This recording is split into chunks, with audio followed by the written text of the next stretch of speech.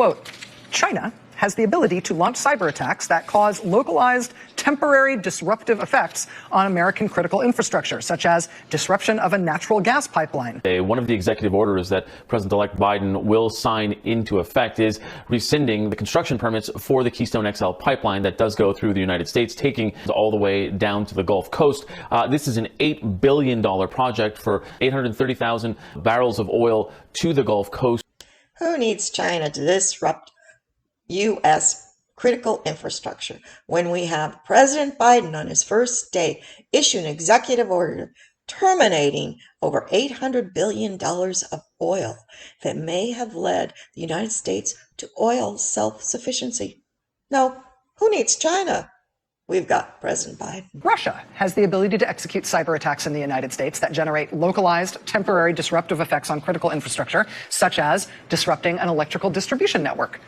So China could shut off the natural gas pipelines. Russia can just shut off the electricity. They have that ability now. Executive Order 13920 of May 1st, 2020, securing the United States bulk power system is hereby suspended for 90 days. Did I hear that correctly? An executive order that protected our bulk power system in the United States has been suspended for 90 days? Does that mean for 90 days we're vulnerable to interruption of our infrastructure energy grid?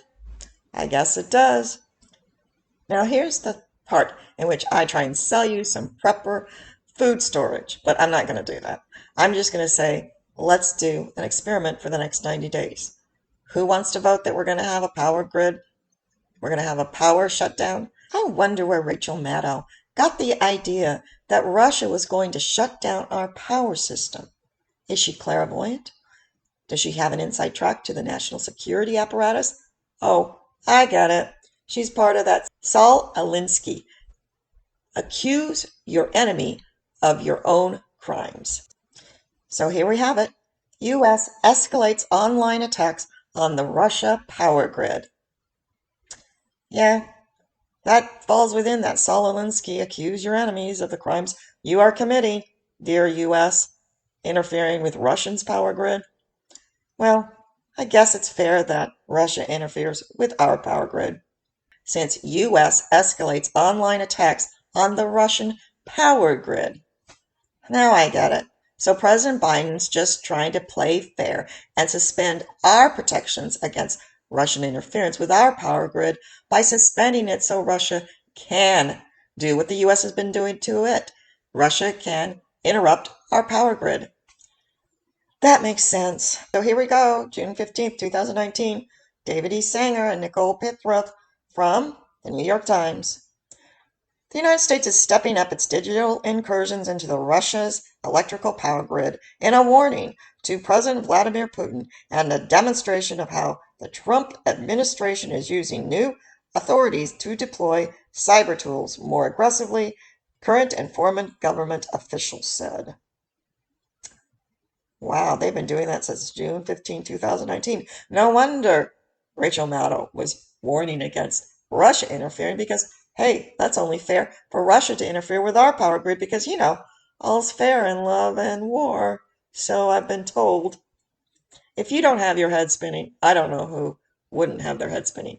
And I'm sorry, all of you Republicans who thought President Trump was a Boy Scout who was going to save you from the horrible, nasty CIA and National Security Administration, National Security apparatus. And you have to wonder why President Trump invited 1 million of his supporters to Washington, D.C., had them march to the Capitol, and then flew off in Air Force One. If he didn't intend to have the Capitol overrun, I'm sorry, this is just my observation, to cause another shutdown of our human rights and another bullish stock market as all of the energy stocks skyrocket and all of the Davos and the World Economic Forum stand up and cheer because, I'm sorry, President Trump certainly appears to have abandoned the entire group of patriots. Executive Order 13920 of May 1st, 2020, securing the United States bulk power system is hereby suspended for 90 days. For example, China could implant electronic sleeper weapons in the grid that could be triggered by internet access via power lines and emerging technology. The Trump EO went on to explain the threat in broad terms. Unrestricted acquisition or use in the United States of bulk power system electric equipment designed, developed, manufactured, or supplied by persons owned by, controlled by, or subject to the jurisdiction or direction of foreign adversaries augments the ability of foreign adversaries to create and exploit vulnerabilities in bulk power system electrical equipment with potentially catastrophic effect. China, Schmina. Why do we need China when we have the World Economic Forum that is shutting down the entire globe? Here it is. Xi Jinping wows them at Davos. He's the darling of Davos. Chinese president knows his audience. In his Monday address to the World Economic Forum, the annual meeting of global luminaries in Davos, Mr. Xi sounded like a liberal internationalist in good standing. He pulled out all the buzzwords that make Davosians swoon. Inclusive growth, he said, green development, global governance, and consensus building. Russia's Vladimir Putin to address World Economic Forum on Wednesday. The event, which gathers business chiefs, political thinkers, and the state leaders, is being held. This is interesting. Putin did not feature on the pre-conference agenda. The Interfax news agency said Putin had not taken part in a similar event since 2009, when he was a Russian prime minister. That's interesting. They say, I've heard, and I don't know if this is accurate, that Putin is our first trillionaire. My, the World Economic Forum and the World Bank have rewarded President Putin for being that rascally rabbit of threatening to shut down the United States power grid. But of course, who needs Russia when you have President Biden?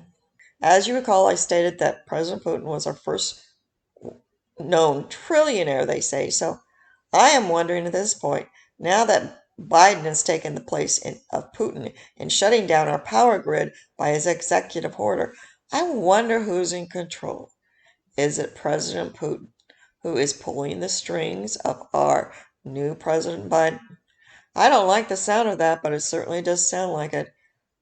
So here's to the chief, President Putin. But who needs pump and dump Trump and the Chinese premier who's preaching global inclusiveness to the World Economic Forum at Davos? Well, why not Premier Vladimir Putin? That Rachel Maddow was hysterically warning the United States against that Vladimir Putin was going to shut down the power grid.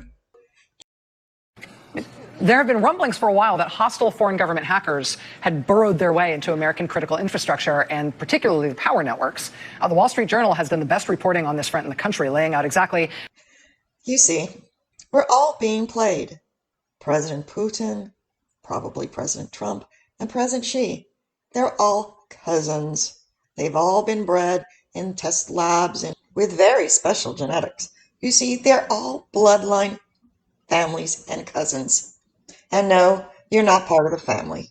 How that scenario could play out here, how foreign countries have been laying the groundwork to one day flip the off switch on an entire... Or live action role play. Just look up the book, Anthony Sutton and General Electric, How Wall Street Financed Hitler. How Wall Street Financed the Bolshevik Revolution. If you want to look in there, you're going to find a corporation that basically owns China, owns the United States, and owns Russia.